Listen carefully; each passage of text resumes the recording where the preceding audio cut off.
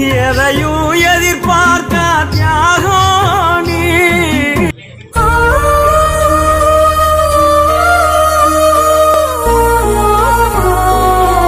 இது இரங்கல் கவிதை அல்ல, இது மனித நேயத்திற்காக எழுதப்படும் மனிதநேய மடல். உழைப்பை வழிபாடாக கொண்டவர் நீர், உயிர்களுக்கு உதவியை உறவாக கண்டவர் நீர்.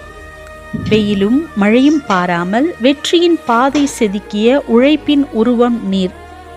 வலியில் வாடியவர்க்கு வார்த்தையால் அல்ல, செயலில் துணை நின்ற மனிதம் நீர். மனிதநேயம் என்ற மழை பெய்தால் அதன் முதல் துளி உங்கள் இருதயத்திலிருந்தே விழுந்தது.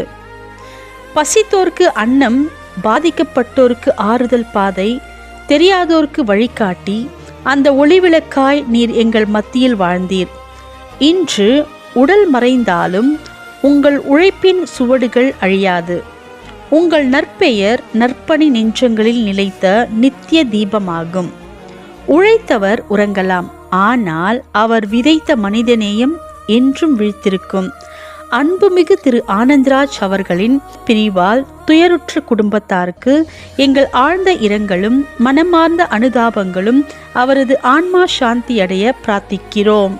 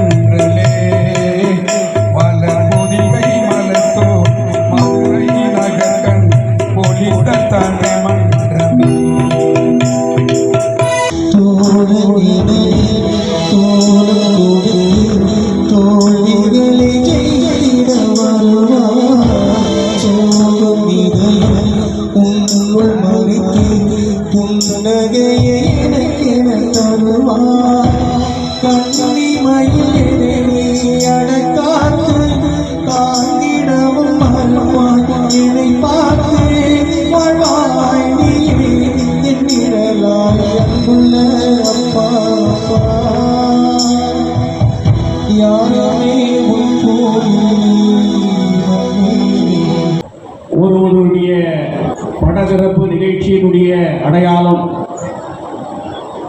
அந்த குடும்பத்திலே வாழ்ந்ததற்காக நடத்தப்படுகின்ற ஒரு சடங்கு நிகழ்ச்சியாக தங்கவயலிலே கருத முடியாது.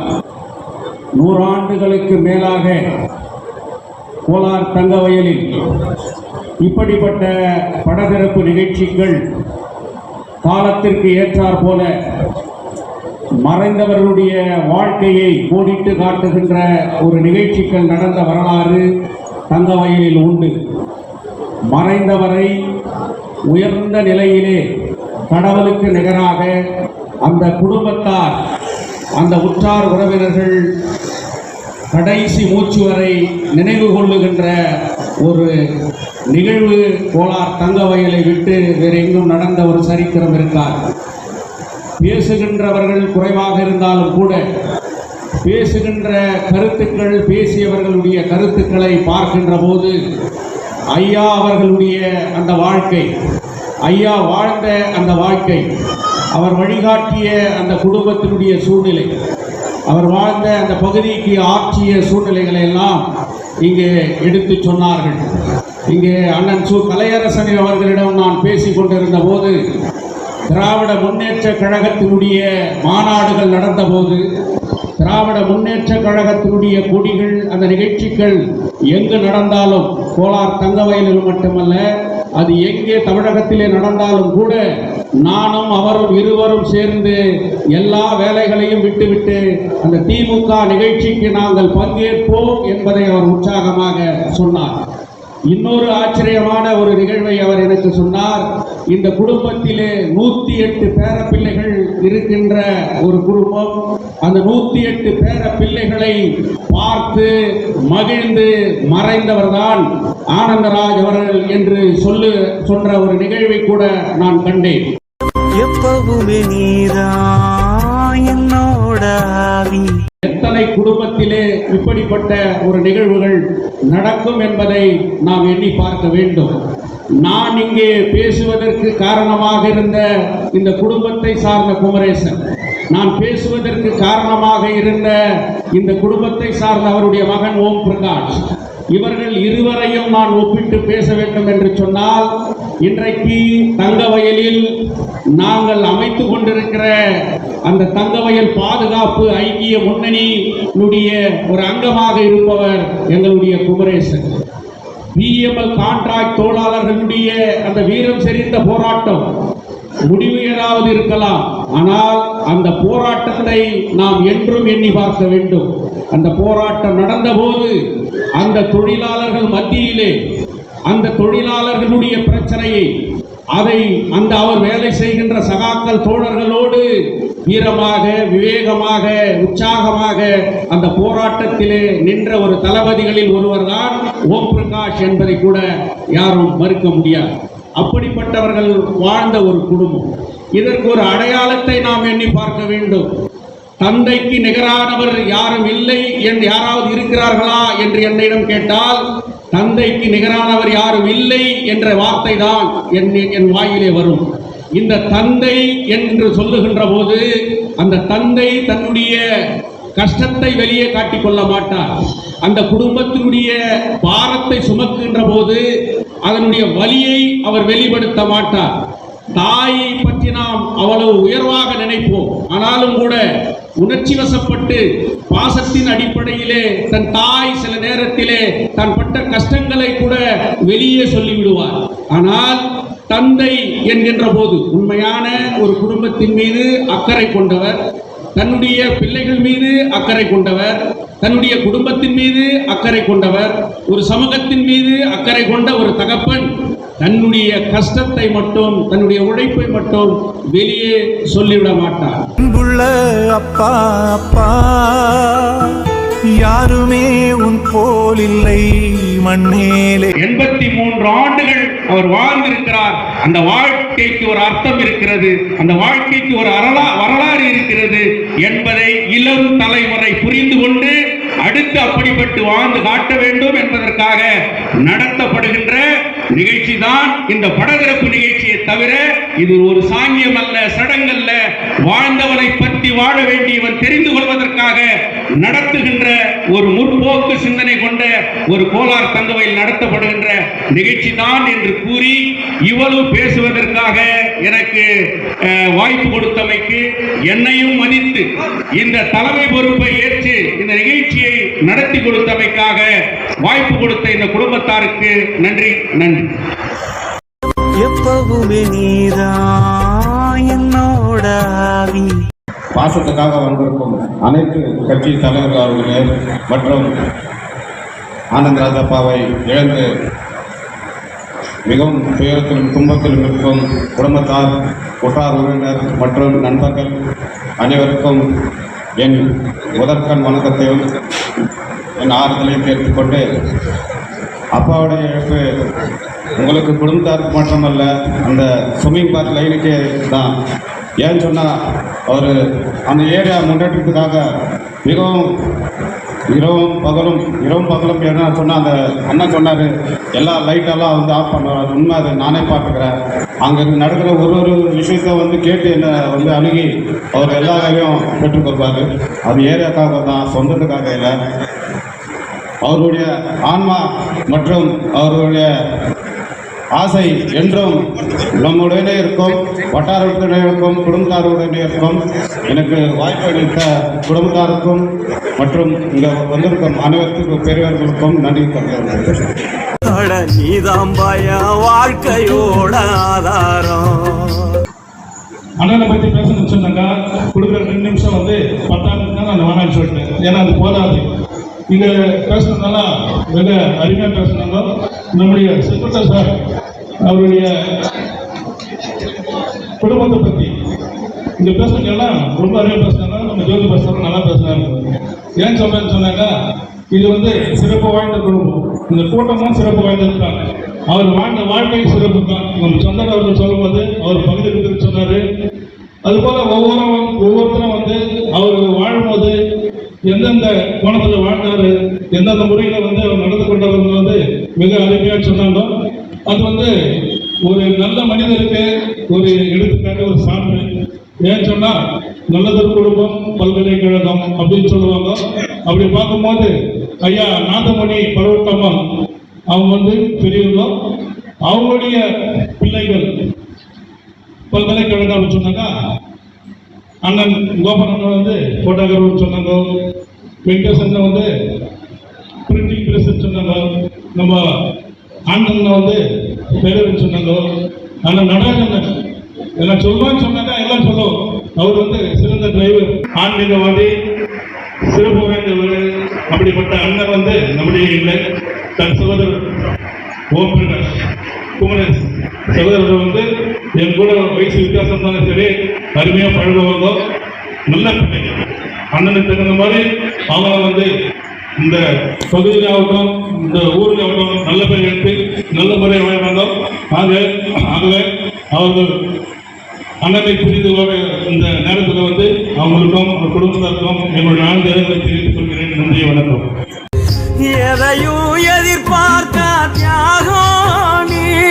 இந்த உலகத்தில் ஒரு மிகவும் கொடியது என்று என்றால் அது மரணம் தான். ஆனால் ஆண்டவராகிய இயேசு கிறிஸ்து சொன்னார், நானும் உயிர்த்தெழுதலும் ஜீவனமாக இருக்கிறேன் என்று சொல்லி. ஆகினால் மரணத்திற்கு பின் ஒரு மகிமை இருக்கிறது. அருமையானவர்களே, மனுஷனுடைய வாழ்க்கையிலே 2 காரியங்கள் காணப்படுகிறது. அல்லேலூயா. மனித வாழ்க்கையிலே நிறைவும் நிரந்தரமும் ஒன்றே ஒன்று. அது என்னவென்றால் அது மரணம் தான். அருமையானவர்களே, மரணத்தின் மூலியமாக தான் அநேகர் சரித்திரத்தை படைக்கிறார்கள். அதிலே நம்முடைய அருமையான எங்களுடைய பிரதமர் ஆனந்தராஜ் அவர்களும் சரித்திரத்தை அவர் படைத்திருக்கிறார்கள். ஆகினால் அருமையானவர்களே, வேதத்தில் இருந்து உங்களுக்கு ஆண்டவர் கொடுக்கிற ஒரு இரங்கல் செய்தி, உங்களுடைய இருதயம் கலங்காமல் இருப்பதாக. என்னிடத்தில் விசுவாசமாருங்கள், தேவனிடத்தில் விசுவாசமாருங்கள் என்று சொல்லி துளி பாடுதையா பெத்தவனே ஓருமே. கிட்டத்தட்ட ஒரு 30 வருடங்கள் அனுபவம் எனக்கு அவருக்கும் எனக்கும் உள்ள தொடர்பு. ஒரு நண்பனாக வாழ்ந்தார், எங்களுடன் ஒரு நண்பனாக வாழ்ந்தார். இதுதான் ரொம்ப பெரிய விஷயம். எந்த தந்தையை வந்து இந்த மாதிரி ஒரு வாய்ப்பு எங்களுக்கு கிடைத்ததில்லை. ஒரு அற்புதமான மனிதர், எங்கள் வாழ்நாளில் ஒரு மறக்க முடியாத நபர் அவர். 30 வருடம் நான் ஒரு தொடர்பு இருந்தது. நண்பனாகவே இருந்துட்டார். ஒரு சிரிப்பு, புன்னகை இதிலே வாழ்ந்தார். அவருக்காக ஒரு 4 வரிகள் எழுத வேண்டிய நிர்பந்தமாக வந்து அதை படித்து என்னுடைய உரையை முடிக்கின்றேன். அப்பா, உன் மரணத்துக்கு பின் அவரின் சிறு புன்னகையின் பின் இருந்த வழிகளை அவரின் மரணத்தின் பின் தான் உணர முடிகிறது. அவரின் உழைப்பும் சேமிப்பும் குடும்பத்துக்கு மட்டுமே என்று அவரின் மரணத்துக்கு பின் தான் உணர முடிந்தது. அவரின் குரலால் ஏதாவது ஒரு வார்த்தை கேட்க மனசு ஏங்குகிறது. அப்பாக்களின் எல்லா செயலிலும் ஏதோ ஒரு அன்பு இருப்பதை உணர ஒரு மரணம் தேவைப்படுகிறது. இருக்கும் போதே உணர வேண்டிய தெய்வம் அப்பா. எங்களுக்கு என்றுமே நீங்கள் உயிரோடு இருக்கிறீர்கள் என்று நினைத்து நீங்கள் வழிநடத்தி சென்ற நாங்கள், எங்கள் பிள்ளைகள் குமரேசர் அவர்கள் எல்லா குடும்பத்தினரும் உங்கள் வழிநடத்து நீங்கள் காட்டிய வழி செல்வோம் என்று கூறி விடைபெறுகிறேன். நன்றி, வணக்கம். எப்பவுமே நீதான் என்னோட ஆவி. சில வார்த்தைகளை கூறி நான் முடித்துக் கொள்கிறேன். நாங்கள் சுமைங்காத்து வட்டாரத்திற்கு கெனடிஸிலிருந்து வந்து சுமார் 46 ஆண்டுகளானது. இந்த 46 ஆண்டுகளில் அவருடைய தந்தையான பெரியவர் நாதமணி அவர்கள் வட்டாரத்தில் எல்லா கோவில்களையும் சீரமைத்து திருவிழாக்களை நடத்தி பஞ்சாயத்து தலைவராக வாழ்ந்து மறைந்த பிறகு அண்ணன் ஆனந்தண்ணன் அவர்கள் பஞ்சாயத்து தலைவராக ஆகி அவரும் வட்டாரத்தில் இருக்கிற சேவைகளை செய்து திருவிழாக்கள் 3 கோவில் திருவிழாக்களை நடத்தி வட்டாரத்திற்கு ஒரு பாதுகாவலராக தான் இருந்தார் என்று சொல்ல முடியும் அண்ணன் ஆனந்தன் அவர்கள்.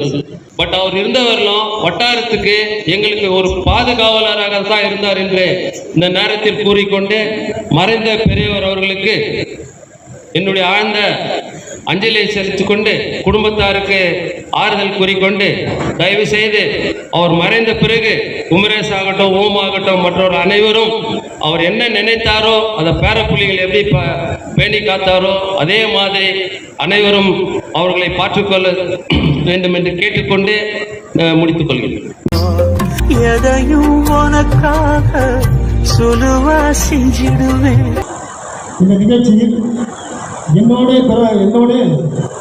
என்னுடைய சகோதரனாக இருந்த அருமையான ஆனந்தன் அவர்களுக்கு நான் நன்றி கூற கடமைப்பட்டிருக்கிறேன். ஏன் என்று சொன்னால் இந்த குடும்பத்தில் நானும் ஒருவனாக இருக்கின்ற காரணத்தினால் அவருக்கு நான் குடும்பத்துக்கு ஆறுதல் சொல்ல முடியாது என்கின்ற காரணத்தினால் இந்த என்னுடைய நிகழ்ச்சியை இதோடு முடித்துக் கொண்டு நன்றி வணக்கத்தை கூறிக்கொண்டு இருக்கின்றேன். ஒத்த நோடி பிரிய சொன்னா இறந்தே போயிடுவேன். ரொம்ப முக்கியமானது அந்த வரலாற்று அந்த வகையில் எனக்கு நோட்டிவிட்டார் என்று சொல்லிக்கொண்டு ஆழ்ந்தனுடைய நிலைக்கும் நீதிக்கும் வாழ்க அவருடைய புகழ் என்று சொல்லி முடிக்கின்றேன். நன்றி, வணக்கம். நீ இல்லாம இருப்பேன் சேதாரம்.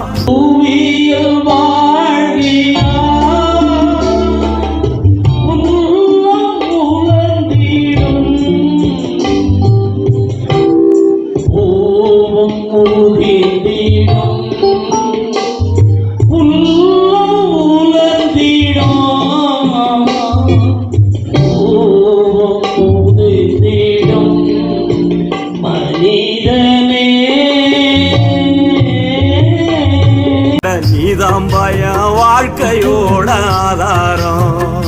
எங்களை உங்களில் ஒருவராக நினைத்து எங்களுக்கு ஆறுதல் சொல்லும்படிக்கு வந்த உங்கள் யாவருக்கும் குடும்பத்தின் சார்பாக நன்றியை தெரிவித்துக் கொள்கிறேன். இன்றைக்கு எங்களுடைய மூத்த சகோதரனாக 108 பேரப்பிள்ளைகளே இப்பொழுது இருக்கின்றவர்கள் மூத்தவராக இருக்கிறதான திரு ஜெயகாந்தன் கோபனன் அவர்களும் அவர்கள் சார்பாக குமரேஷன், ஓம் பிரகாஷ், குமாரி மோகன் அவர்கள் குடும்பத்தின் சார்பாக எங்கள் குடும்பத்தின் சார்பாக உங்கள் யாவருக்கும் நாங்கள் நன்றி தெரிவித்துக் கொள்கின்றோம். மலர் அஞ்சலி செலுத்தவர்கள் தயவு செய்து நீங்கள் முன்னால் வந்து மலர் அஞ்சலி செலுத்தி குடும்பத்தின் சார்பாக ஆயத்தப்படுத்தான உணவை அறிந்து போகும்படி அன்போடு கேட்டுக்கொள்கின்றோம். ஒத்த நோடி பிரிய சொன்னா இறந்தே போயிடு.